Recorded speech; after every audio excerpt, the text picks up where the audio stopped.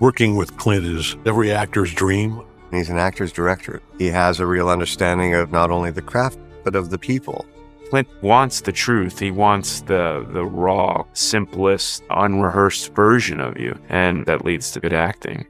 The flight began as ordinary as any other, with the hum of first-class chatter and clinking glasses.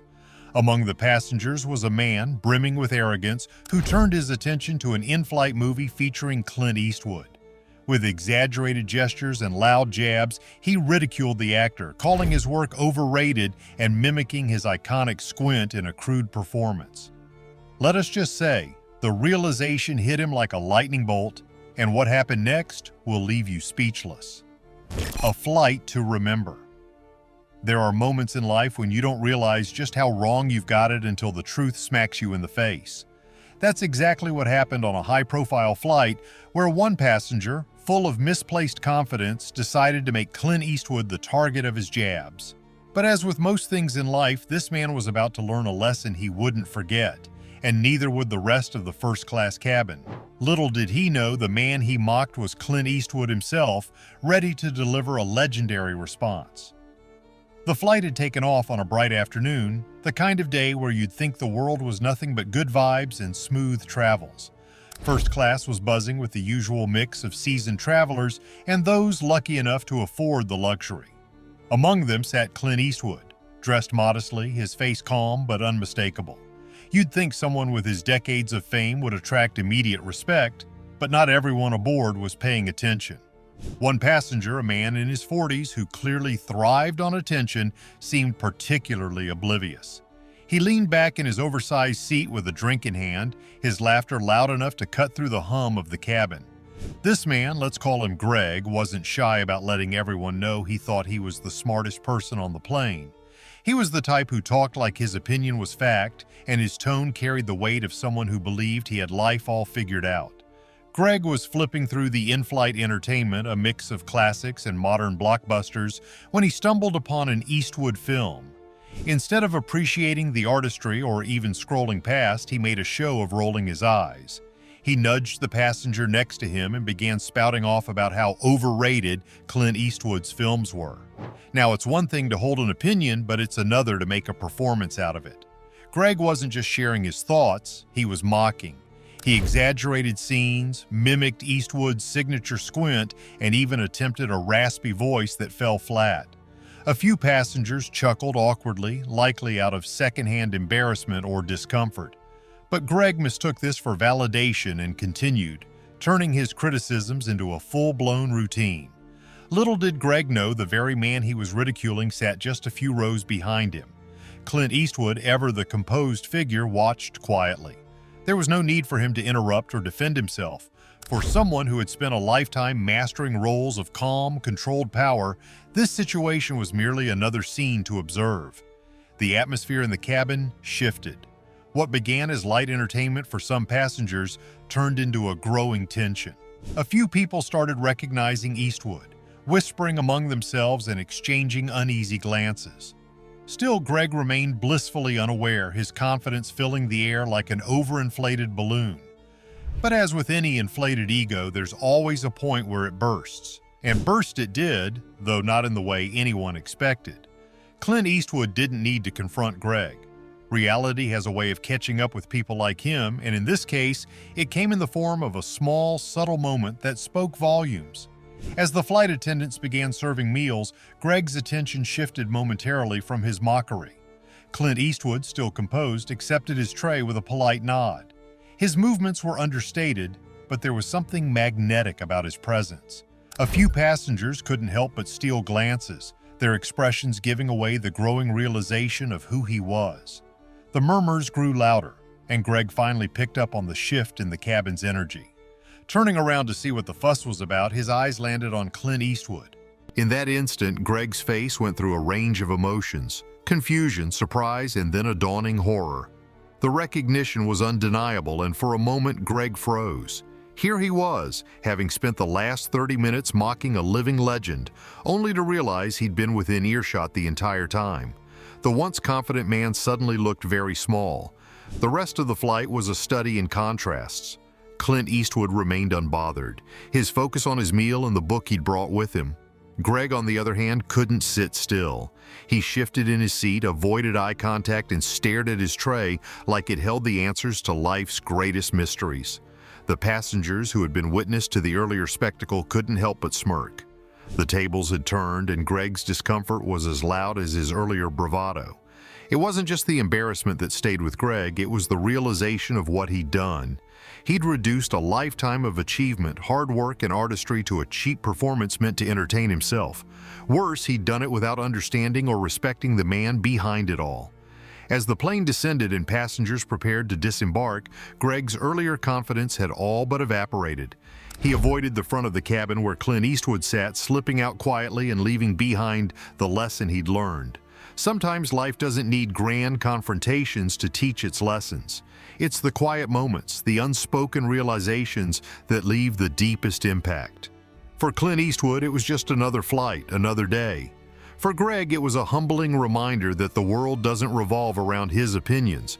And for everyone else on that plane, it was a story they'd carry with them, one they'd share with friends and family, each time emphasizing the irony of the man who dared to mock Clint Eastwood and ended up learning why legends deserve respect.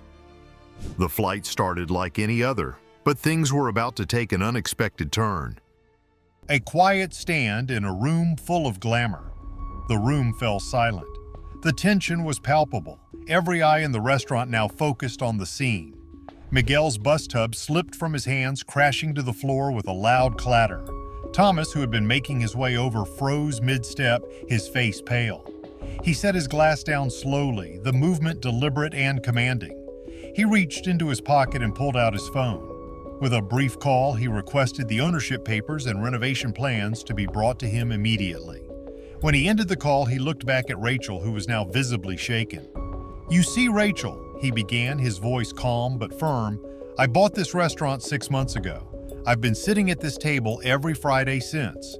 Not for the luxury, not for the prestige, but because this place stood for something real. 50 years ago, the Grand Oak was a place where everyone was treated with respect, regardless of who they were or what they wore. That's what I wanted to preserve." As he spoke, Jerry, the restaurant's accountant, arrived with a leather portfolio containing the documents he'd requested. Jerry handed them over with a respectful nod, stepping back to let him continue. Rachel's face had turned pale, the weight of her actions sinking in. He gestured toward Miguel. "This young man recognized me not because of social media or status, but because he watched my films with his family. He understands something you don't. Respect isn't about appearances, it's about how we treat people." Turning back to Rachel, he offered her a choice. "You can leave and find another job where appearances are all that matter, or you can stay and learn what real hospitality means. Miguel will start training as a waiter. If you choose to stay, you'll learn from him and the rest of the staff what it means to truly serve others." Rachel's eyes filled with tears as she nodded, her voice barely a whisper. "I'd like to stay and learn, sir." He nodded, finishing his whiskey and standing up. "Good choice," he said simply. As he walked out, the room erupted in quiet applause, not for the celebrity in their midst, but for the lesson in humility and respect they'd all just witnessed. In the weeks that followed, the Grand Oak underwent a subtle transformation. Rachel's attitude softened, her eagerness replaced by a genuine desire to connect with guests.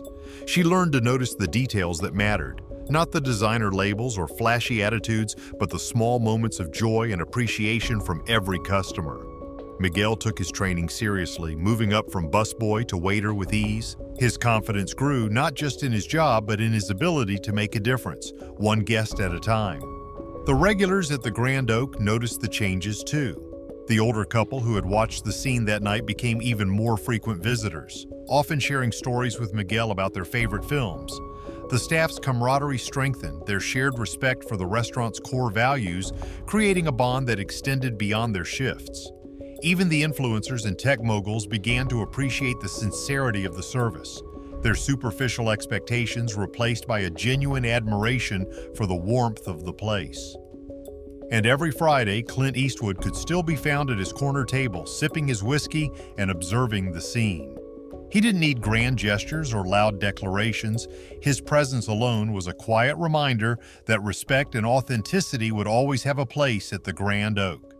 The restaurant's success wasn't just in its luxury, but in its heart, a legacy of dignity and kindness that Clint had ensured would live on. Picture this: a fancy restaurant, posh vibes everywhere, and a waitress with an attitude so loud it practically echoes off the crystal chandeliers. Now throw Clint Eastwood into the mix. You know, the guy who's all about squinty stares and iconic one-liners. But let's dive deeper, because this isn't just any night. This is the night a clueless server decides to treat Clint like some regular Joe, not realizing he's the man who owns the whole darn place. Let's talk about the food, because let's be real, that's why we're here. Clint teamed up with a chef who knows his stuff, crafting a menu that's all about local, fresh, and ridiculously delicious ingredients. We're talking ribeye steaks that are so tender they practically melt, roasted beet salads that make you forget you're eating vegetables, and desserts that could win awards. The strawberry shortcake, a masterpiece of simplicity and flavor. Every dish tells a story, a nod to the land and the history of the place. But it's not just about the food, it's the people who make the magic happen. Clint's all about fostering a team that's as passionate as he is. He's the kind of guy who'll notice the busboy with a spark in his eye and help him climb the ranks. Case in point, Miguel. This kid started out clearing tables but had big dreams of becoming a chef. Clint saw that fire and made sure Miguel got the training he needed. Fast forward, and Miguel's not just part of the team, he's a rising star in the kitchen. Picture Clint strolling into his own restaurant, casual as ever. He's not one for grand entrances or letting people know he's a big deal. He'd rather sit quietly in a corner observing, soaking it all in. But on this particular night, fate had other plans. Enter the waitress, all attitude and no clue who she's dealing with. She's dismissive, maybe even a little snarky, and completely oblivious that the guy she's brushing off is the owner of the joint. Now, Clint's not the type to throw his weight around. He's got that quiet confidence, the kind that doesn't need validation. So, he lets it slide, taking mental notes as the night goes on. It's not about revenge or proving a point, it's about understanding what's happening under the surface. Why is this server acting like this? Is it just a bad day, or is there a bigger issue at play? The restaurant changes and every dish carries a glimpse of something lasting, where every meal tells a story. When the night's over, Clint doesn't storm out or demand to see the manager. Instead, he takes his observations back to the drawing board. Maybe it's time for a staff meeting, a little refresher on what the Grand Oak stands for. It's a place of warmth, connection, and respect, values that Clint holds close to his heart. And if someone on the team isn't living up to that, well, it's an opportunity to make things right. But here's the thing about Clint, he's not just about fixing problems, he's about creating legacies. The Grand Oak isn't just a restaurant, it's a beacon of what's possible when you combine history, heart, and a little Hollywood flair. It's a place where the past meets the present, where every meal tells a story, and where even a less than perfect night can lead to something better. The Grand Oak has this magnetic charm that draws people in, not just for the food, but for the experience. Picture this: families gathering for special occasions, couples enjoying intimate dinners, and friends reconnecting over wine and laughter. It's more than just a restaurant. It's a haven, a space that feels like home no matter who you are. And Clint's fingerprints are all over it, from the ambience to the attention to detail that makes every visit memorable. Let's not forget about the behind-the-scenes magic that keeps the place running like a well-oiled machine. Clint's philosophy is simple: respect the land, honor the community, and never compromise on quality. That's why nearly every ingredient is sourced locally, from the tender steaks to the fresh herbs that garnish the plates. It's not just about supporting local farmers and reducing the carbon footprint, it's about creating a connection between the food on your plate and the land it came from. And then there's the decor. Every inch of the Grand Oak has been thoughtfully designed to blend old-world charm with modern elegance. The original wooden beams have been lovingly restored, antique furnishings add a touch of history, and the lighting creates a warm, inviting glow. It's the kind of place where you can feel the stories in the walls, where every detail whispers of a time when life was simpler, but just as full of meaning. As the years pass, the Grand Oak continues to thrive, its reputation growing as a destination for food lovers and history buffs alike. People come from miles around to experience the magic, drawn by tales of Clint's involvement and the promise of an extraordinary meal. But it's not just about the celebrity factor. At its core, the Grand Oak is about authenticity, about creating moments that matter, and about preserving a legacy that will endure for generations. Even Clint's personal connection to the place remains strong. He's a regular fixture, often seen quietly enjoying a meal in his favorite corner. He's not there to bask in the limelight, he's there to reflect, to observe, and to soak in the atmosphere he's worked so hard to create. For Clint, the Grand Oak is more than just a business venture. It's a labor of love, a tangible expression of his values and his vision. The Grand Oak stands as a shining example of what's possible when passion, purpose, and a deep respect for tradition come together. It's a place where history is celebrated, where community is nurtured, and where every guest is treated like family. Through his involvement, Clint has not only preserved a piece of Cherry Valley's heritage, but has also created a space where the simple joys of good food and good company can be savored and cherished. And there's even more to it. Beyond the day-to-day operations, the restaurant serves as a model for how businesses can integrate sustainability without sacrificing quality or experience. Clint's commitment to reducing waste and sourcing renewable energy is evident in every aspect of the Grand Oak. Solar panels discreetly tucked away power much of the restaurant, and the kitchen's zero-waste initiative ensures that even the smallest scraps find a meaningful purpose. These steps are not just good business practices, they reflect a philosophy rooted in respecting the environment and preserving it for future generations. The community connection is equally powerful. Clint has made sure that the Grand Oak is not just a restaurant, but a gathering place that gives back. Charity dinners, local fundraisers, and workshops with nearby schools have transformed it into more than a dining destination. It's become a hub of activity, fostering a deeper relationship between the restaurant and the people it serves. Local artists showcase their work in rotating exhibits, and musicians often fill the space with live performances that enhance the already rich atmosphere. It's this layered approach that makes the Grand Oak truly exceptional. From the first sip of wine to the last bite of dessert, every experience is meticulously designed to leave a lasting impression. Guests often comment not just on the food, but on the intangible sense of belonging they feel when they walk through the doors. That's the magic of Clint's vision, creating a place where everyone, from the staff to the patrons, feels a part of something bigger. What truly elevates the Grand Oak is the attention paid to the little moments.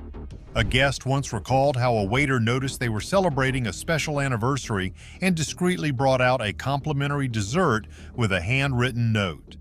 It's these personalized touches that have transformed the restaurant from a dining spot into a memory-making destination. It's clear Clint's influence extends far beyond the menu. It's woven into the way people are treated and the memories they take home. For those who dine regularly, the Grand Oak is a second home, but for newcomers, it feels like a hidden gem. Stories of encounters with Clint himself have become part of the allure, shared in whispers or proud declarations to friends.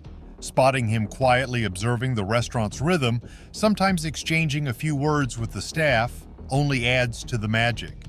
It's a reminder that this legendary figure isn't just an icon of the silver screen, but a man with a genuine love for creating something meaningful. Was Rachel's transformation at the Grand Oak a genuine change of heart, or just a survival tactic in a world obsessed with appearances? Share your thoughts below. Don't forget to like, subscribe for more stories.